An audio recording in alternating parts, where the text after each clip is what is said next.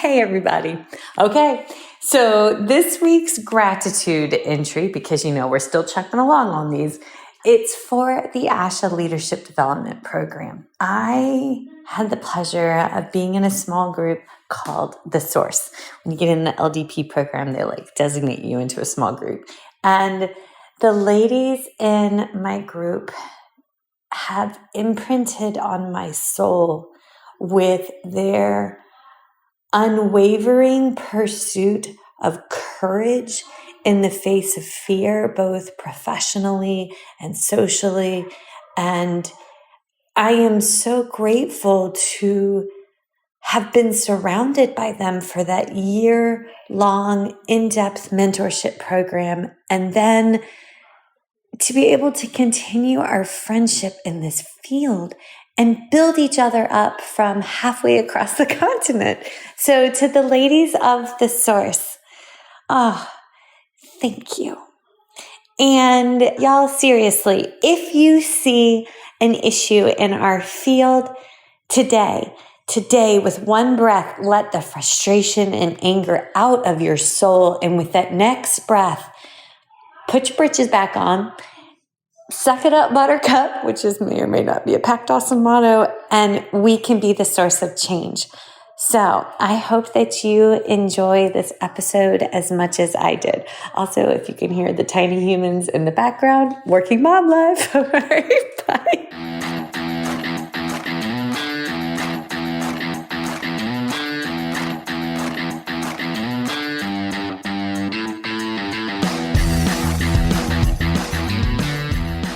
Hi, folks, and welcome to First Bite, Fed, Fun, and Functional, a speech therapy podcast sponsored by SpeechTherapyPD.com. I am your host on this nerd venture, Michelle Dawson, MS, CCC, SLP, CLC, the All Things Peds SLP. I am a colleague in the trenches of home health early intervention right there with you. I run my own private practice, Heartwood Speech Therapy, here in Coletown, South Carolina, and I guest lecture nationwide on best practices for early intervention for the medically complex and fragile child. First Bite's mission is short and sweet, to bring light, hope, knowledge, and joy to the pediatric clinician, parent, or advocate. By way of a nerdy conversation, so there's plenty of laughter too.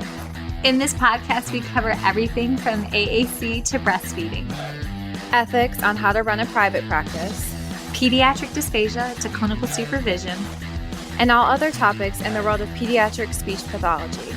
Our goal is to bring evidence-based practice straight to you by interviewing subject matter experts, to break down the communication barriers so that we can access the knowledge of their fields. Or, as a close friend says, to build the bridge. By bringing other professionals and experts in our field together, we hope to spark advocacy, joy, and passion for continuing to grow and advance care for our little ones. Every fourth episode, I join in.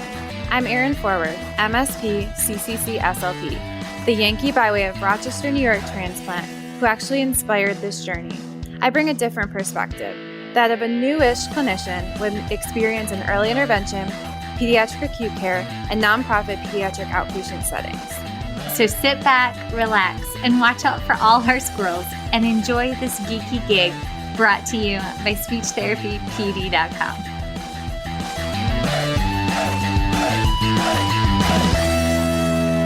All right, everyone. Oh, I like how we go to record and right out the gate, my face freezes in the camera. Isn't that lovely? Okay, so, we have two guests today that truly are the epitome of leadership and what the best we have to offer to each other. And I am absolutely honored and humbled to have them on today. So with all things, I like a good backstory. So here's our backstory. When I was a little girl, I would complain about something or identify a problem, as my daddy would say. And he would give me a moment to speak my piece and to speak my mind because, he was raising, God help him, he raised 5 of us, and that's how we were raised, right?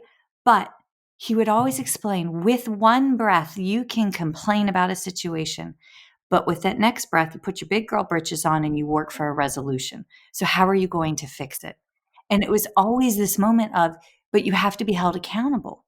And that's how I was raised. And I know that's not a typical way to talk to a child as if they're an adult, but it worked for us. And pass forward a lifetime later, I carried that philosophy and mentality with me into our profession. Trust me, there have been the days years ago in my profession when I would say, why is this happening? What's going on with our state? Why has South Carolina lost its marbles? And how come ASHA is not fixing it? But let me tell you, you are your state association. How many times have we said that on this podcast? And you are ASHA. If you see a problem, you have the ability to put your drawers on tight and to work for resolution. Okay. And that's what we're talking about. I noticed some problems here in South Carolina and I volunteered on our state board. And one thing led to another thing. And that led to me getting into a volunteer position where I felt out of my depths because I didn't have the knowledge or the skills in order to do what was necessary at our state level. So on a whim from a student, thank you, Sarah Ditzel, I applied for the ASHA Leadership Development Program.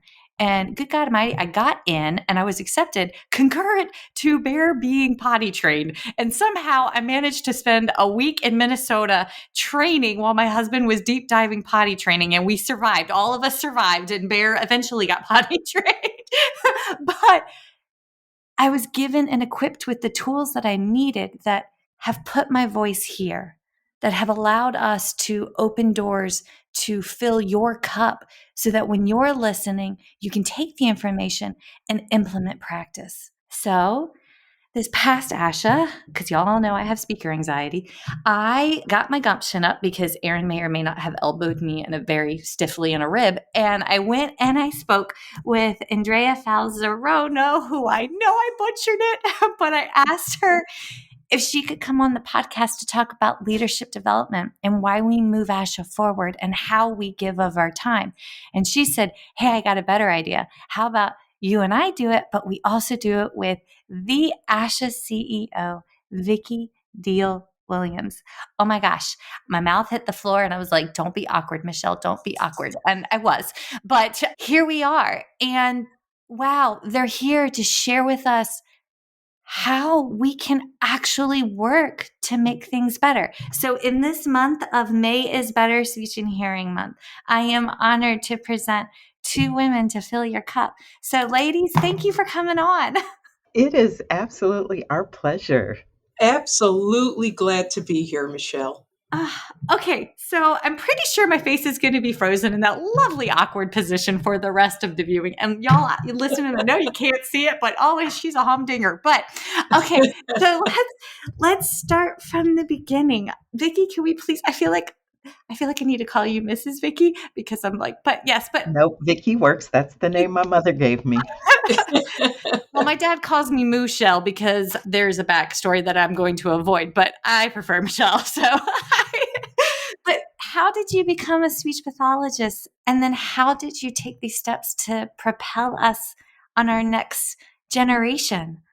Wow. It's funny. I think I became a speech language pathologist the same way many of our ASHA members and our colleagues have gotten into the professions really kind of flukish. I needed a basic science course and I went to Northwestern University. There were a number of pre-med students taking math and science courses in my freshman year, and I almost flunked out of calculus. So I learned very quickly that I needed to not take classes with that same group of individuals. So I was looking for another kind of a science course that would count as basic science. And I happened upon a class called Processes and Pathologies of Human Communication. And so it worked as a basic science, met the requirement. I took that class and I got sucked in and realized there is this thing called speech language pathology. And it was for me a cross between being the pediatrician that I wanted to be without going to med school and the altruistic individual that I think I just have been built to be, to try to help people and especially kids. So let me see what I can do with this profession. Getting to the chair that I sit in now, we don't have time for that whole story. Basically, I have been sponsored. There are people who saw something in me, who put me in places, gave me an opportunity to do what I was capable of doing, things that they saw that I could do. And I tried to build in as many opportunities, take advantage of as many of those things as I could. And to be honest, I did work my tail off. I'm still doing that. But to have an opportunity to be in the CEO role at ASHA is something that I did not always aspire to do, but others saw in me, and I am eternally grateful for that. And I am just here to try to do my part to make our professions and our discipline a better place for those of us who have that same altruistic bent. Oh, I love that. We've talked on past episodes about the difference between a mentor and a sponsor. And a mentor is somebody who's going to fill your cup in the moment. And that's one of the joys about being a clinical supervisor. But that sponsor, they will speak your name into a room of possibilities when you're not there. Exactly. And yes, we need those in our lives. Yes. Okay. And Andrea, I love following your Facebook feed with beautiful stained glass. This is my favorite fact about she does beautiful stained glass artwork and jewelry. So yay. Yeah, So that gets at like 4 o'clock in the morning and, 5 in the morning on weekends. So because, there's a lot going on at ASHA, but it is my other passion. And yeah, I'm a morning bird, and there I am with all my glass creations working down in my studio.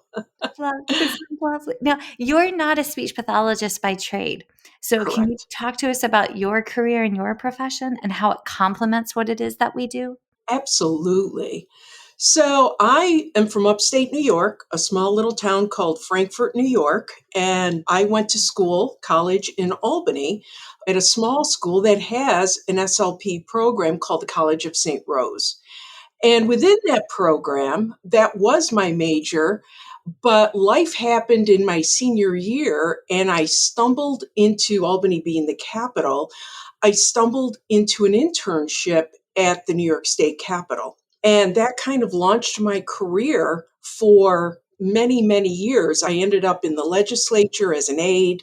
And then I found that really I loved the association management element that I grew to know. And that started a career in association management from 1989 to today. So about 12 years ago, moved to Northern Virginia, and I saw this opportunity for a director of governance operations at the American Speech Language Hearing Association. Now, being in the association community for those many years, I had always heard about how ASHA was a cutting edge association and its best practices and its innovation. And when I saw that, I said, I want to work there. And so I applied 12 years ago, and I was lucky enough to come here, and I've been here ever since. And what I tell people is that I was able to marry my undergraduate degree to my profession that I worked in, association management. And here I've been with a great opportunity working side by side with Vicky as my leader for, 12 years now. I can't believe, almost 13 actually. Amazing. I love this. I had a panic attack in undergrad and thought I wanted to go to law school because I love a good fight. I love good advocacy, right? And always for the underdog. And my dad said, no, ma'am, you are supposed to do what it is that you are supposed to do, and advocacy will happen your way. That's how I got into SCISHA, was VP of Governmental Affairs. And I was like, I get to be like a lawyer, SLP. And my dad's like, just remember, you're not a lawyer first, though. But did either one of y'all ever get to collaborate with Haley Jones when she was there? Oh, Oh, absolutely. I Haley love was, her. Yes. yes. And she was a member of the governance team for 7, 8 years, and then she moved on with her career in association management. Here at governance, we tend to have people, we're a small but mighty team of 4 people, but our background tends to be association management. And we have 4 people, Carmen Santana, Marty Moore, and Aaron Dalder-Elfer, and myself. And so, yes, Haley has moved on to great things. Yeah. And Haley is a former mentee of mine, and I still keep in touch with Haley. As a matter of fact, Haley started doing some DEI work with the organization that she's with now. And so she and I have touched base, and I've connected her to some folks that have been able to help her in the work that she's doing in that arena. Oh, she's actually a past guest, and we've talked about DEI and leadership and advocacy. And yes, I met her through the LDP program. This is how her and I's paths crossed. Yes. Oh, lovely. Okay. So, folks, we have all seen, let's get to the meat and the potatoes of it. We have all seen the negativity that the internet can throw our ways. We've seen people complain and gripe and moan and lay the blame game. And I don't have time to sit there. So, step 1, if you follow that on your feed, unfollow. Step 2, follow round.boys. It's spherical shaped animals, and it will bring joy to your soul at the end of the day because it's fuzzy, fluffy creatures that like fall down. It's wonderful. And then step 3, please go pull up the ASHA leadership page. It's directly on the website. Because here's what you can do. I want y'all, if you're driving, don't do it now. But when you're stopped, pull it up on your website because this will be your landing pad for how you can start your change process, right? So, could we start with what's the history? Let's start first with Vicky, what does leadership mean to you, like within our profession? Can you kind of describe that? Like, what is your thought process behind that? That's a very big question. It is. That's a huge question. Leadership to me is the abilities, the skills, the knowledge that an individual brings to bear in a given situation. And I say that as generic as it sounds because I think a lot of people assume that leadership is positional. A lot of people assume that, because I'm the CEO of ASHA, that makes me a leader. The reality is there are people who lead behind the scenes at all levels of organizations and from all walks of life in lots of different situations. And I think at any point in time, there are things within all of us that we can call on and call up and put to use in a situation that makes everybody stop and think, oh, either I hadn't thought about that before, or that's really interesting, or that's a new perspective, or yes, we need to think about that. And that's the result of leadership. So anybody who causes those things to me is a leader. Yes. I sometimes think it gets confused for who talks the loudest or shines the brightest. And I have witnessed individuals lead with the smallest of gestures and empower others in that process. And that is often underestimated in truth. So I don't know how many iterations we're into the LDP program, but I do know that the tools garnered from it have been absolutely instrumental. So how was this project born to kind of move and propel us? Sure. I can take that, Vicky, if you'd like. So the Leadership Development Program had its iteration, a different format in 2007 and 2008. And that was an intensive, I think, weekend program where there was an intensive workshop on site for participants to come in and develop their leadership skills. And, it got into everything from parliamentary procedure to taking minutes. So it was retooled in 2010 with a different focus. And the focus being that anybody who was going to go through this program could develop their soft skills for either the profession to move up in their career or for a volunteer role with a state association, a related professional organization, or obviously for ASHA. And so it launched a program that started, it's a year-long program, and it's to develop members' leadership skills for both the profession as well as their volunteer career. And it involves a kickoff workshop here at ASHA's office, as well as 8 webinars that takes a deep dive on one leadership topic per webinar. We have a great facilitator, Kevin Norris, and his team who facilitate these programs. And it's moved into the realm of things we hear like, it's changed my life. It is a well-received program. It is foundational now at ASHA where people actually seek it out. Mm-hmm. When I went through it, so on the participant side, folks, when you have to apply for it and you have to put together a project, what it is that you hope to accomplish in a year's time. So as long as you're not driving, everybody sit back and think about what is the one thing in your state, in your hospital, in your private practice, or in your community that keeps you up at night. The factor that it's such a big task, but you're overwhelmed at even attempting to break it down into the little parts to move it forward, right? So here in South Carolina at the time, it was music therapist, scope of practice for music therapist.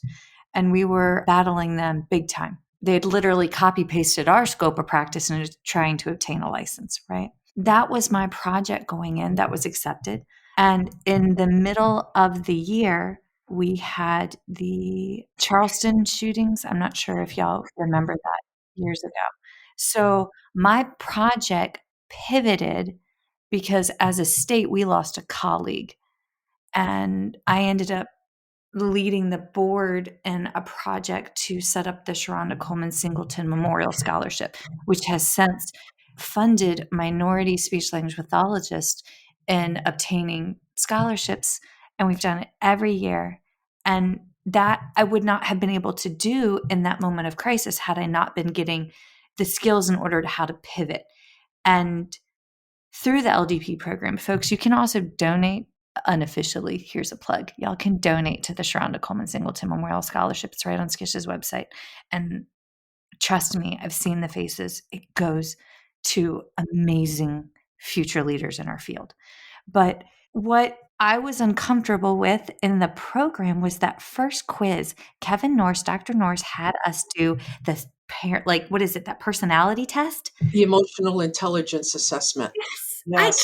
My leadership style as a pace setter. Good Lord, I know I have ADHD, but it was like highlighted right there in statistics.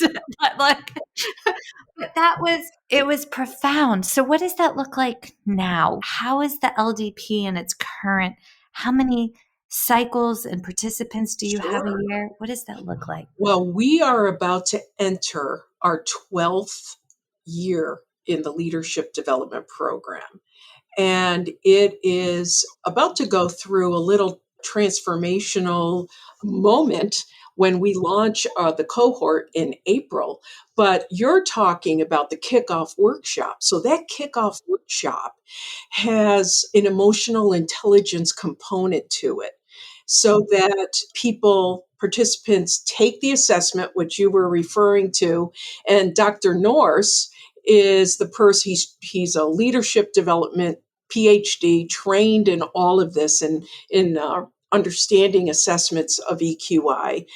And he then prepares these results that are confidential, and the participants can see a baseline of their strengths and areas of growth. And through the program, they can try to specifically work on those areas of growth. And you learn all about how important emotional intelligence is in not only your professional career, but your personal life and your volunteer journey as well with organizations. That right there is very eye-opening for people. And they really walk away with, wow, I never knew that about myself. And you have ideas, but it can drill down specifically. So we're in our 12th year, and one of the wonderful things we're going to be doing this year is adding a half day to the kickoff workshop. And that half day is all going to be about foundational concepts of DEI and how you as a leader need to incorporate them into your leadership toolkit.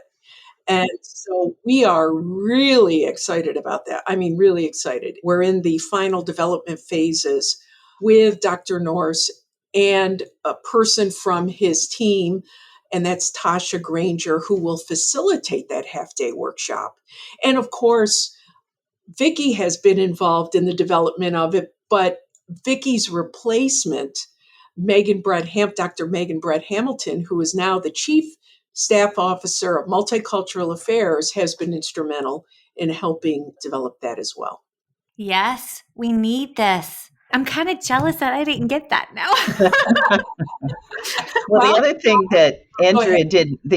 Andrea didn't mention is we've asked Dr. Norse, Kevin, to look at all of the modules and the webinars across the curriculum to assure that DEI is addressed where it needs to be as he talks about leadership and shares information with the participants on all of the topics. So we've tried to do that across the board in the organization. This is one example of how that's coming to light.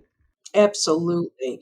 And just so you know, if you miss the DEI component, and I know hopefully we'll squeeze in a chat about the Leadership Academy, which is different than the Leadership Development Program, but there's a DEI free webinar, Foundational Concepts in DEI in ASHA's Leadership Academy. So you can still get it.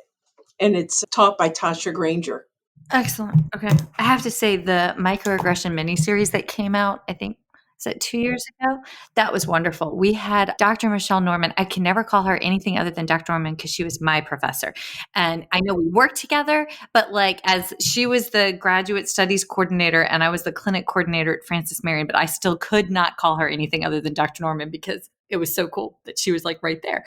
But she led our graduate cohorts through. When those came out, we embedded those materials into our new student orientation there at Francis Marion, and it was wonderfully done. So we took those components. So folks, if you're listening and you're doing this, you can pull these materials into, say, your faculty. You can pull these materials into your coursework, into your orientations, into, may I suggest, remediation plans? Not that I've had to do that once or twice, but yes, excellent tools. Now, that being said, one of the questions that I've had asked, well, how much does the LDP program cost? And do you actually get CEUs for it? Because we live on a budget and there is that CEU component cost factor too.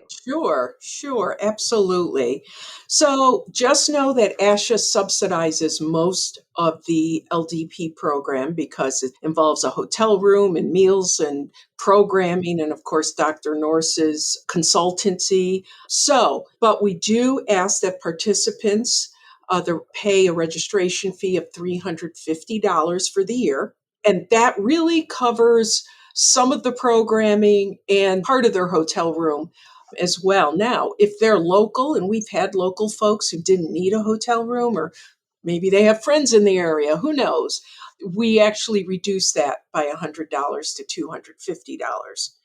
And then you asked about CEUs, and yes, you can get CEUs. We apply every year, and we have been approved for CEUs for LDP 12.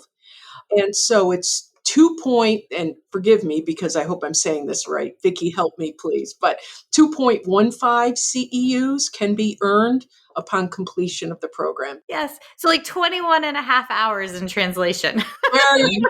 See, I have my CAE, which is Certified Association Exec, and they don't do hours. They do more like points. And so I get confused sometimes, but I always have Vicky to straighten me out. Okay, so then personal joy moment. Vicky, when you're on the other side and you see these people graduating from this year-long mentorship program, do you have through your lens, where do you see the end results go and how does this move us forward?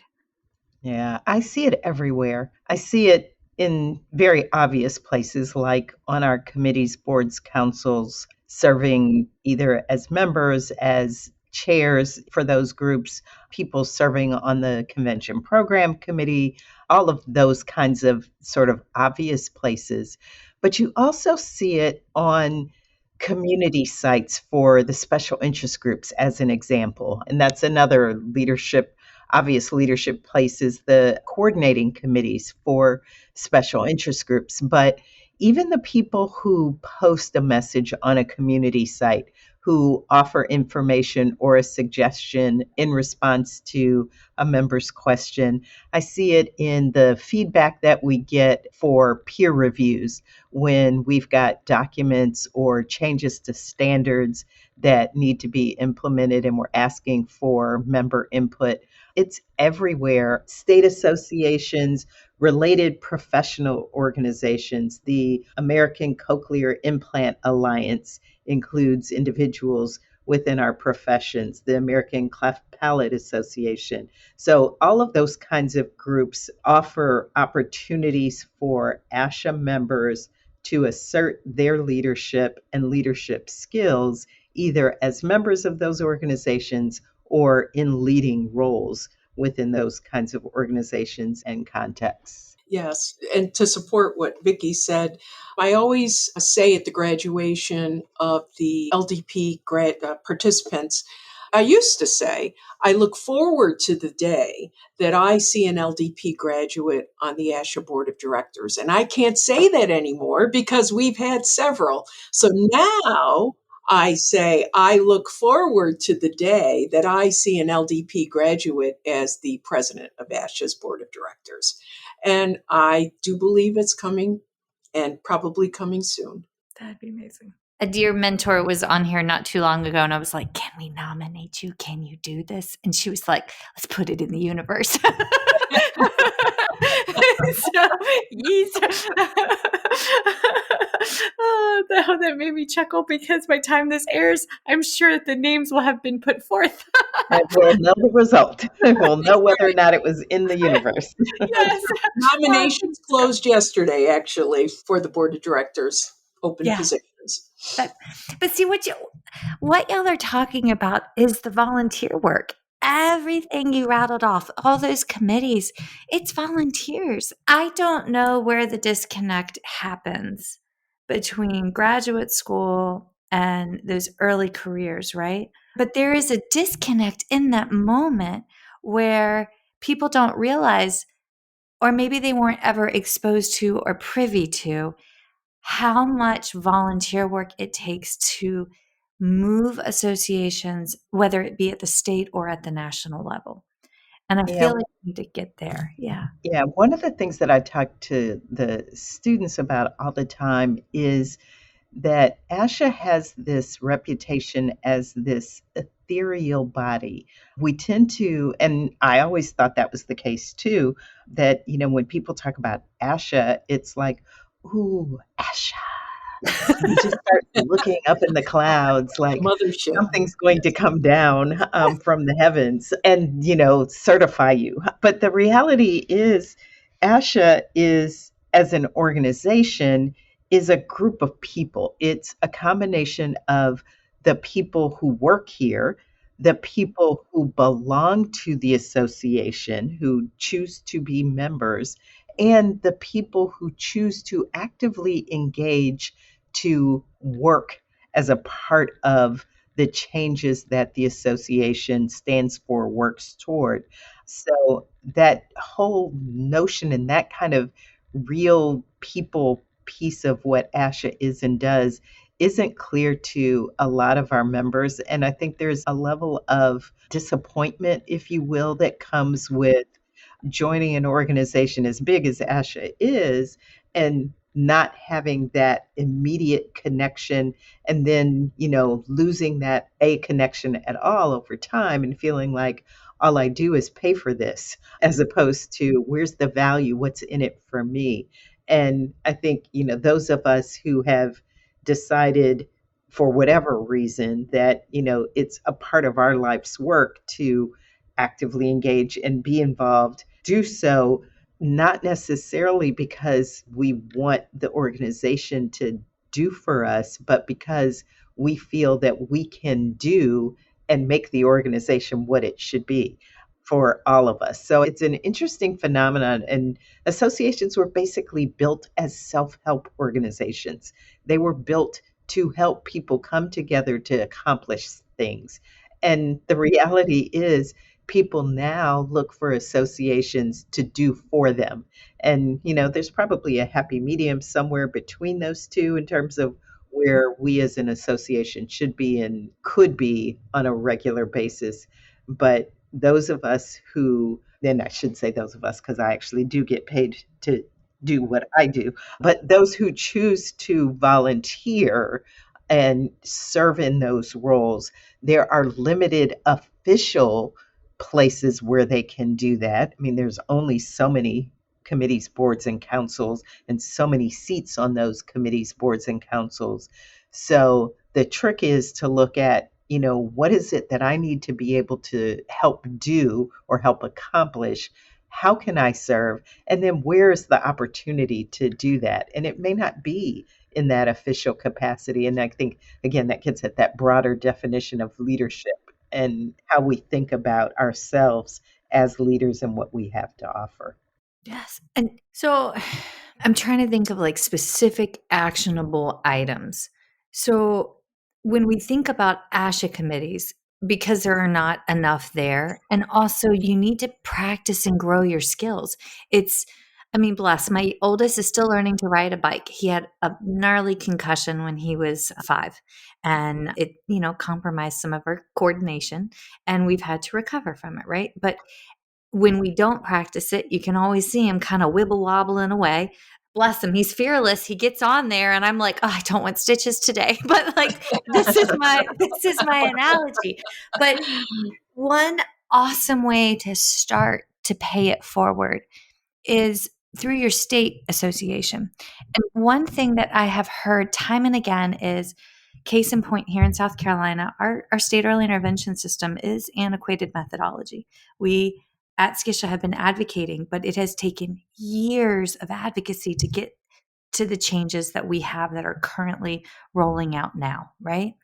Because SCISHA did not know that there were deficits within the BabyNet system because the executive board of SCISHA did not have anybody working in that field. There was no representative of that subspecialty on their board, right?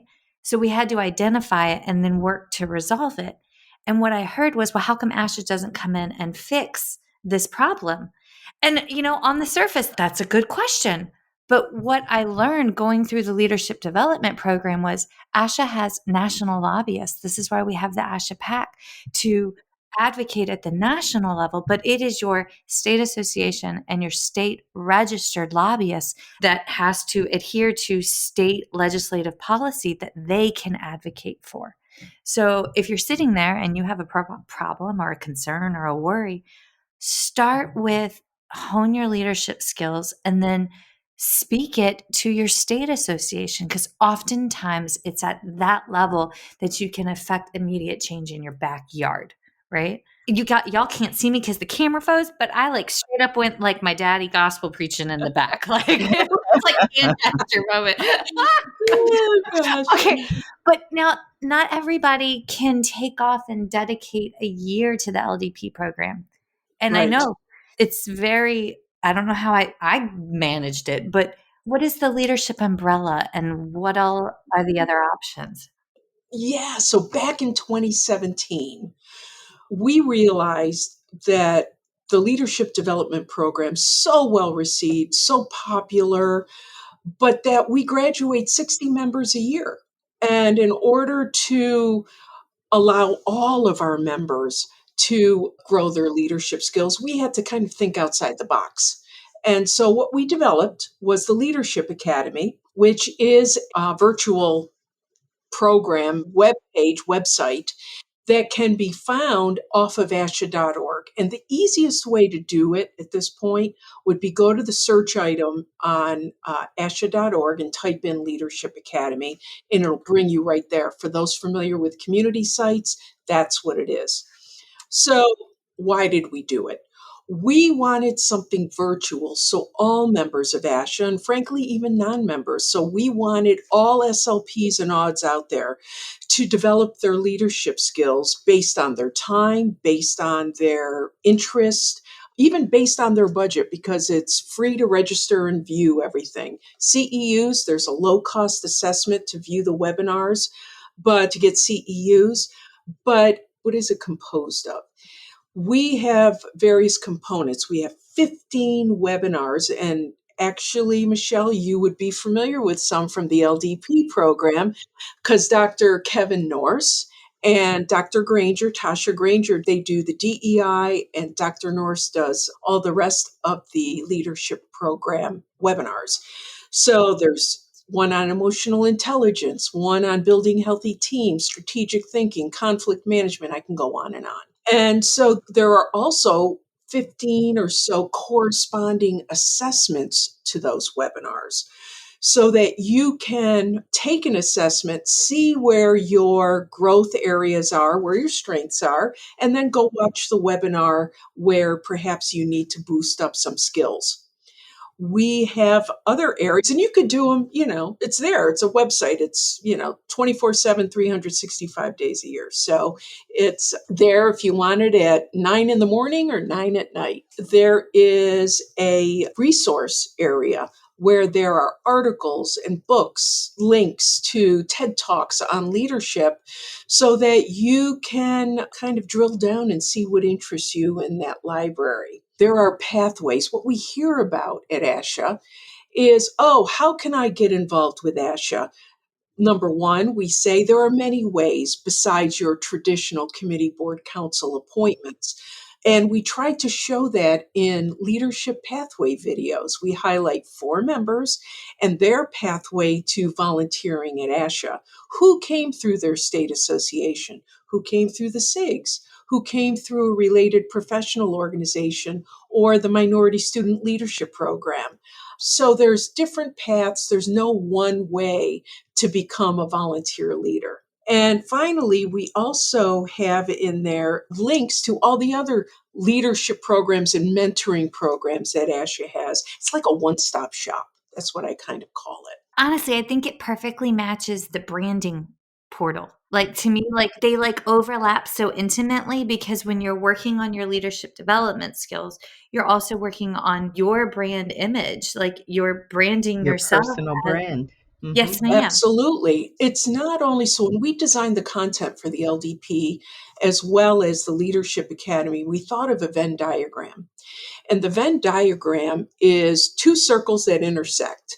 And so the one circle would be for your profession, everything you need to know, those leadership skills for your profession, and all those skills you need in your volunteer life, and then maybe even a third circle for your personal life, because you can work, sometimes you need those skills to work with your significant other too. So, and where I've used them, and where you intersect, where they intersect, that sweet spot is where the content of the LDP and the Leadership Academy lives. So you can use it throughout your life. Mm-hmm. I'm only laughing so hard because we just did a Venn diagram with my 8-year-old, and frame of reference, our boys are at a Mandarin immersion school. So half the day is taught in Mandarin. Mommy speaks English and bad English. I don't speak Mandarin. So we did a Venn diagram for the Lunar New Year, and they have to pick a holiday that they celebrate. So my youngest chose Thanksgiving, but my family is Potawatomi and Cherokee first. And so our perspective on Thanksgiving is rooted from that lens. So his Venn diagram was probably the most unique Venn diagram. And I was like, well, baby, you have to remember your wording because not everybody views Thanksgiving the way Pac Dawson does. That's what we call our family because we got a bunch of dogs. But I definitely used some of the stakeholder buy-in and that I learned from the LDP program to make the 2nd grade Venn diagram. We survived. But Vicky, could you talk about what have you seen when people give feedback or talk about I keep wanting to call it the umbrella because that's what it was when I first saw it, but the online portal. What have you heard in your seat? It's been all good. I think To Andrea's point, people have found ways to use the resources to help them in so many different aspects of their personal and professional lives, not just the work that they're doing officially through some capacity with a state association related organization or ASHA, but also in everyday work where they're working with colleagues to, come up with new solutions or to make some really tough decisions with constrained resources, or to resolve conflicts with a colleague, to advocate for some new program or resource that they need with a supervisor. So, all of those kinds of situations put us in a position where we can call on those skills and put them to great use. And we've heard members tell just so many stories about using those skills in those kinds of situations. So the resources are there for the taking. We want to make sure people understand that they aren't built just for people to come and serve on a committee, board, or a council. One thing I wanted to mention too about the availability that ASHA is trying to provide to the professions as a whole and to our partner state associations and related organizations is within that Leadership Academy, there's something called the Leadership Development Program Toolkit. So ASHA recognizes that state associations, smaller related organizations probably don't have the resources, the money to hire a Dr. Norse or the deep volunteer base to develop an LDP. So what we did here at ASHA is we developed an LDP toolkit, which is step-by-step instructions, literally step-by-step, along with templates and flyers to allow these smaller organizations to develop their own LDP using the content of the Academy, those webinars, as the content for their LDP. Because, Michelle, what those 1 hour webinars would look very familiar to you because of your experience in the LDP. And now state associations and related professional organizations are using them. One off the top of my head is Illinois has had an LDP program going strong now for 3 or 4 years, and it's been well received using the content we provide through the Academy. Dr. Amber Heap from here in South Carolina created one. And to my knowledge, I think they just graduated their second cohort from LDP for SCISHA. And one of the first alumni that went through is already Dr. Christine Lewis. She's already serving as VP of Membership and Outreach for SCISHA. So she immediately took it and then implemented it, stepped up into serving on the board and oh my gosh, she is vivacious. That her public speaking skills, I love a good lecture where I'm hanging on and where are they going to take me? Which ways, it entertains me, right? And that's how I learn best.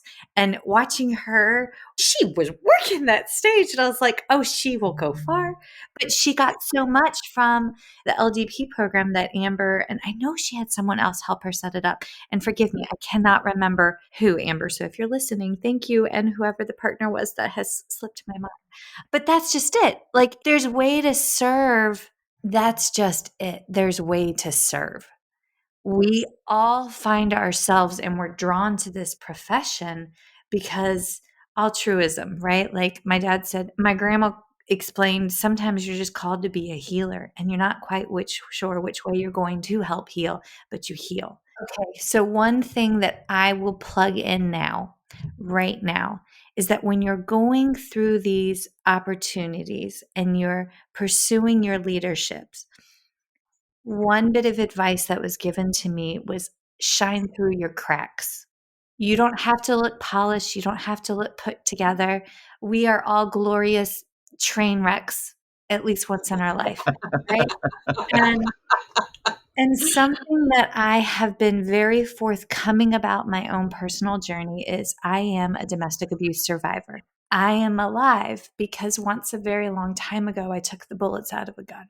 And when I was a full-time graduate student and working full-time as a speech teacher in Virginia, this was back in the day before we had SLPA, my ex-husband, I'd go home and he'd beat the ever-living thunk out of me. And I have used this platform as an opportunity to take away the myth that domestic abuse is reserved for minority, lower socioeconomic status, heterosexual relationships. It knows no boundaries and it will impact everyone.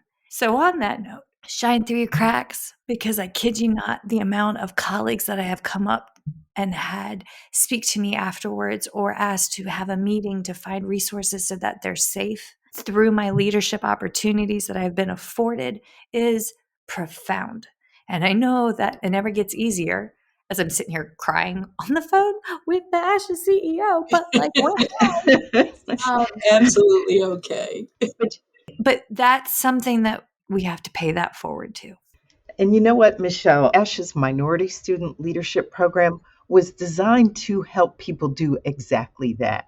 The program itself originated because of a conversation I had with another staff member about the need for us to find a way to make some of the opportunities available that have been denied for so long for some within our professions. And this was more than 20 years ago. That conversation was one that I shared because the person was the then director of convention and meetings, Cheryl Russell, who said to me, we could do, some kind of a backstage look at the convention and how the association works if you wanted to bring in, a group of students from underrepresented backgrounds. We could figure out a way to make that work. I mentioned that to the then director of membership, Pat Cole. And Dr. Pat Cole, for those who know her, Pat does not do anything at a normal level. Pat will take anything and blow it up as big as it possibly can be. And that's exactly what she did, and created the original version of the MSLP. I worked with Pat and Sylvia Martinez, another member in the Office of Multicultural Affairs, and Melanie Johnson in membership. So the partnership between the Office of Multicultural Affairs and our membership units to collaborate and bring to life this program came out of how do we give people an opportunity to shine who just haven't had it, to actually shine through their cracks. And, all of us in whatever state we're in show that value and bring that to a level where we can build people up again. Over the years, the program has progressed and morphed and changed into what it is today, pandemic notwithstanding. The pandemic put a dent in it like it has done with everything. But we now have over 700 individuals who've participated in that program. As Andrea said about the LDP, they've commented, "This program changed my life." They've become ambassadors for ASHA. They know because of the experiences they had as a part of that program, they know the kinds of resources and information that's available from their professional association. And their job was to then take that back and share it with other students, share it with faculty to make sure others know. And they've done an amazing job of doing that. They have risen within the ranks of ASHA over the 20 plus years that the program's been in existence. And it's one of those that came out of a simple need that has now turned into infrastructure for the association to allow us to maintain and sustain that kind of support. The pandemic had its own kind of reinvention for us because we weren't able to bring students in for a face-to-face meeting at the convention. And basically the MSLP happens in parallel to the ASHA convention. We always make sure we tell the students they're coming to participate in the Student Leadership Development Program, not necessarily to come to the convention, because there are many parts of the convention they never see because we got to keep them working on the things that the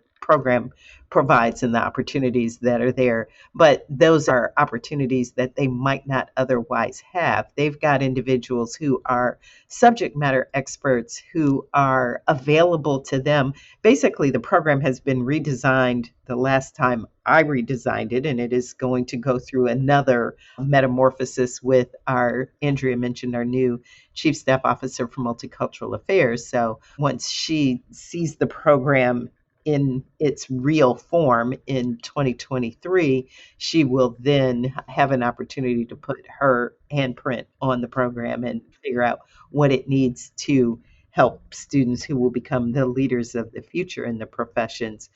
But the program has a team oriented function.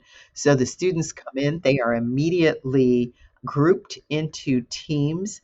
They have to learn how to establish group norms, how to address issues when members of their teams who've been assigned a particular role aren't going to be available. So the PhD student, for example, that might be on their team who needs to go to the research or academic town meeting at the convention, and they get excused to go do that, there's some work that's happening while they're doing that. How are they going to bring that person back up to speed? How are they going to make sure that person, knows what's supposed to happen next and can keep going, keep things in stride? The program is one that allows them to see the strengths that they have. One of the things I love about being in this role as ASHA CEO, I don't need to know everything. Fortunately, I've got Andrea and 307 other people who know what they know, do what they do within their area of expertise. And there are some things that I know. I just need people to know the things that I don't know. So bringing those people together, and again, to me, that's a sign of leadership. You bring together the people that are going to be able to help you do the things that you need to do. So students in this leadership program are learning how to do that on a very small scale with a particular issue that is relevant to the professions. They present that information in a very unique way. We've got a group of leaders, organizational leaders, that come in and give the students feedback. I mean, the program has become more than any of us ever thought it would be. And the thought that we would have 400 or 500 students participating during the pandemic was one that we didn't anticipate, nor could we have planned for, but we were able to be flexible, to adjust, to allow some components of the program to be provided to students, period, any student who wanted to develop their leadership skills. So the last 2 years, we had what we called MSLP Presents, and we presented leadership development opportunities specifically targeted to students, one of which was a Jeopardy game that talked about leadership categories across the board and was so much fun. So trying to figure out how to repackage that and to allow that to live beyond the pandemic. But like I said, the program has taken a life of its own, and the individuals who are now, again, no longer students, but MSLP alum, have done some amazing things within the professions, including serving on ASHA's board of directors. We have, I've forgotten the number, 6, I think now, who are on staff here at ASHA. So that was never something that we had thought, we're providing people to serve in those kinds of leadership roles. Actually, Dr. Megan Brett Hamilton was in the program in, I think, its second or third year. So it's just, the program has created individuals who had these leadership skills. It's not like we created the skills.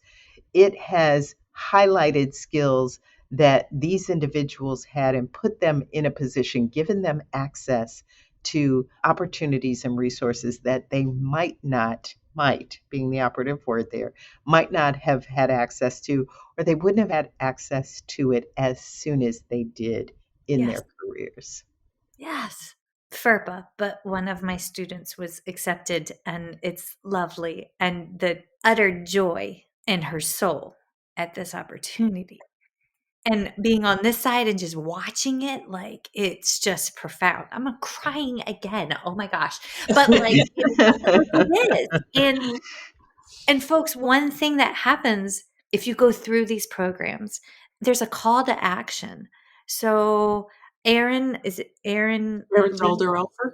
Yes, yes. Mhm. She sends out emails to the alumni and says, "Hey, there's all these applications. Can you help sort through the applications?" And I sign up every time. I love it. And you know why I love it? Because it gives me hope. Yes, is it a gobstop amount of work that I'm sitting there on Friday night on the corner of a couch while the children are watching something explode on TV? Yes, but they're boys, and like, ugh, how many robots can explode, right?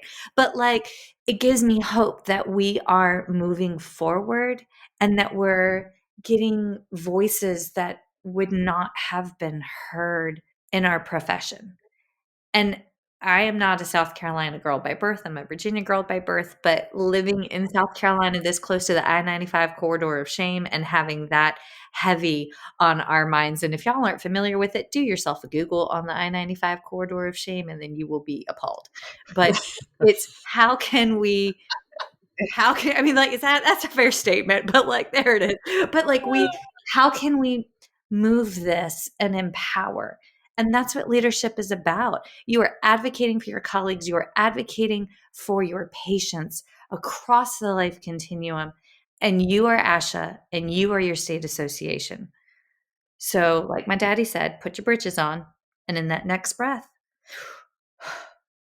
okay, he also was Navy intelligence, so, like, there was a whole lot of four-letter words in my dad's iteration. I just G-rated that for the audience. Oh, bless, that's an understatement. Okay, so we have covered so much, but can you give us your parting thoughts, I mean, do you have something that you wish folks knew when I'm sure y'all get the emails and the posts that are just unpleasant. But is there something you wish that folks knew? How much time do we have? The microphone is yours. I just have to pick up my children in an hour. There are so many things. I think that for me, one of the things that I want folks to know is that ASHA is 223,000 people strong right now. It is an organization of diverse perspectives. It is a truly microcosm of society when you look at ASHA membership and where we come from and the kinds of experiences that we've had, how we reflect that back in the work we do has to take into consideration what we've gained, what's been poured into all of us. And I think it is a function of us tapping into a few key leadership skills. One of those being our ability to listen and to really listen to each other. Listen not just to figure out what we're supposed to say next, but to listen to understand, to listen to really be able to spit back, okay, what you just said to me was XYZ.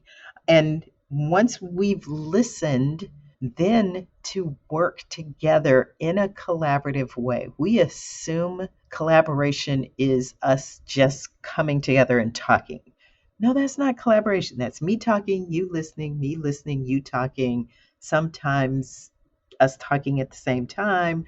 But true collaboration is identifying what our goals are, identifying those goals that we can work together on, and then brainstorming some possible solutions, because the likelihood of us working together and coming up with those solutions is going to generate even more of them. So I really want people to walk away from this with stop, listen, recognize that as a leader, if we listen, we stand to gain significantly, and then collaborate, truly collaborate. It takes a lot more time, it takes a lot more energy to do all of those things. but we stand to gain so many better solutions, so many better possibilities, so many better options for the clients, patients, and students that we serve. So it's well worth the time, well worth the effort, but it takes that recognition first. Mhm. So for me, I would say that what I hear before people enter the LDP is, oh, I can't do that. I could never dream of doing that volunteer role. I don't have those skills. And after the LDP, or in general, confidence. You need to have confidence, build your confidence. And I think that's what leadership training does. It builds confidence to say, yes, I can. And the more you do it and exercise that muscle, the better you get at it.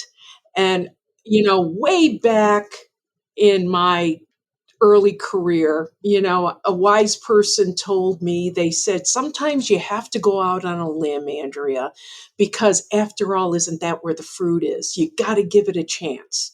And, I try to live by that, whether it's in my glasswork, oh, let me try this. It might be a disaster and I might fail, but hey, who knows? And we try it here at ASHA. We're innovative. We give it a shot. And, sometimes it doesn't turn out the way you expect, but you have to try. And that's what I think leadership training can give people, is the confidence to try. I'm just soaking it all in. This is lovely. This is lovely. Thank y'all. So, Vicky, I just have a nosy question. What was your area of focus? Like, what kind of patients did you work with? It was early intervention, Really? but yeah, but primarily pre-K in that 3 to 5 age range. Once kids hit 6, they, to me, had an attitude that just didn't want to deal with. So, it was anything under 6. But one of the things that, and I didn't share this when you asked me about how I got into the professions, one of the things that I do want to make sure is clear. As I started practicing, I practiced in the area of cultural and linguistic diversity almost exclusively. I worked at the Cleveland Hearing and Speech Center in outside center services. We had contracts with all the Head Starts daycare centers in and around Cleveland. And in that role, the woman who hired me, well, she didn't hire me technically, but she was my supervisor. And one of the things that she told people on my first day was that I was the smartest person in the room. So imagine my surprise thinking, I just got out of school. I don't know anything. But what happened was people then started, okay, well, little Miss Smarty Pants, what do you know? And I thought, okay, well, here's what I know. I know that you all are using standardized assessment tools that really don't work for the kids that we're talking to, that we're dealing with. So we need to make some changes there. I know that the fact that we are going in and doing these mass screenings and disappearing isn't helping anybody with anything. So there were those kinds of things that I had opportunities to just, and it's been a luxury most of my professional life. And the times where I didn't have the luxury of doing this and did it anyway, I realized very quickly the consequences of that. But I had the luxury of basically just being me and just saying what I thought and seeing what happened. It was one of those, what's the worst that can happen kind of attitudes. And I came to work at ASHA on a grant project that ASHA had with the Department of Education to train speech language pathologists and audiologists to work with minority and bilingual kids. Did that for a while. And again, sponsors who just kept their hands on me. But I got to a point where I needed to do something else. I needed to grow on my own. I needed a new challenge. So I left ASHA and I left the professions. I became a corporate trainer for Fannie Mae. And trained for 5 years, did corporate training on leadership development, on conflict management, on interpersonal skills. They had a tuition reimbursement program, managed that. They had an executive leadership program that I coordinated, which gave me an opportunity to sit in and hear the kinds of things that they were talking to, folks who were MBAs and business folks. And I stayed at Fannie Mae. Basically, Fannie Mae then launched their diversity program, and I was the only one that had any diversity experience in training and development. So they raised my hand for me, but it gave me an opportunity to make that connection. But in that time frame, what I realized was the kinds of things that I was seeing in that corporate arena and the kinds of things that it would take in managing in an organization like ASHA were not unsimilar. So when I had the opportunity to come back to ASHA, Fred Spar, one of ASHA's former, then executive director, decided that he wanted to restructure the association and the management of the association. So I was able to come back to ASHA and bring those skills with me and marry, as Andrea was saying earlier, this business management, leadership, all of that knowledge with our professions and what we need within a professional association. So it's been a labor of love. It really has. And like I said, the early intervention, I still miss the kids. I'm waiting on my kids to have grandkids. So I still miss the kids, but when they're 6, they go back to their parents. Yes. I get them until they start 2-word combos. I get them with medically complex children. But once you start 2-word combos, you don't need the moo shell. You need the next therapist. And so feeding, swallowing, and AAC, I'm game. But like syntax, that's above my pay grade. I never got a chance to do all the feeding and swallowing pieces because it was just starting to become a thing back in the times when I was in school. So, I mean, I even put on our PFD advocacy shirt to record in today. Folks, it says, I fight for kids with PFD. Thank you, Feeding Matters. Huzzah. But yes, well, everybody, thank you. Thank you with my whole heart for sharing your time and your talents with us. This just means the world to me because LDP meant the world to me. And I am here and I get to elevate voices that wouldn't otherwise know about these opportunities and expedite research to practice because of the tool set that I had. So thank you. Thank you for the opportunity too. Yes. Thank you.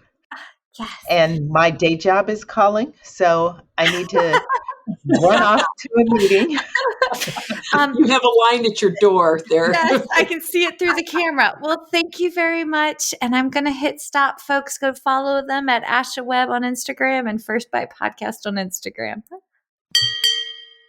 Feeding Matters guides system-wide changes by uniting caregivers, professionals, and community partners under the Pediatric Feeding Disorder Alliance. So what is this alliance? The Alliance is an open access collaborative community focused on achieving strategic goals within 3 focus areas: education, advocacy, and research. So who is the Alliance? It's you. The Alliance is open to any person passionate about improving care for children with a pediatric feeding disorder. To date, 187 professionals, caregivers, and partners have joined the Alliance. You can join today by visiting the Feeding Matters website at www.feedingmatters.org. Click on PFD Alliance tab and sign up today. Change is possible when we work together. That's a wrap, folks. Once again, thank you for listening to First Bite, fed, fun, and functional. I am your humble but yet sassy host, Michelle Dawson, the All Things Peds SLP. This podcast is part of a course offered for continuing education through speechtherapypd.com. Please check out the website if you'd like to learn more about CEU opportunities for this episode, as well as the ones that are archived. And as always, remember, feed your mind, feed your soul, be kind, and feed those babies.